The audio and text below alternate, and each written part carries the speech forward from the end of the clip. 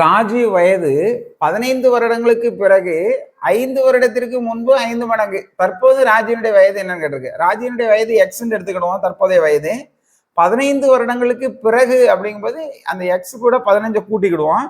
5 வருடங்களுக்கு முன்புங்கும்போது எக்ஸ்ல இருந்து 5 கழிச்சுக்கிடுவோம். இப்போ நமக்கு என்ன கொடுத்துருக்காங்க, ராஜீவின் வயது 15 வருடங்களுக்கு பிறகு.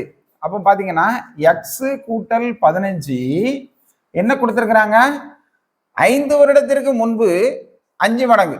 அப்போ 5 வருடத்திற்கு முன்பு 5 மடங்குன்னா 5 கொண்டு பெருக்கணும். அப்போ 5x 5 5 பெருக்கணும்னா 25 minus 25 equal to X கூட்டல் 15. இந்த எக்ஸ் இங்க கொண்டு வந்துருங்க.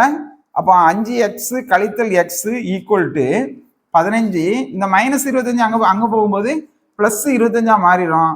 அப்போ 40 4x ஈக்குவல் டு 40. அப்போ எக்ஸ் ஈக்குவல் டு 40/4 10. அப்போ எக்ஸினுடைய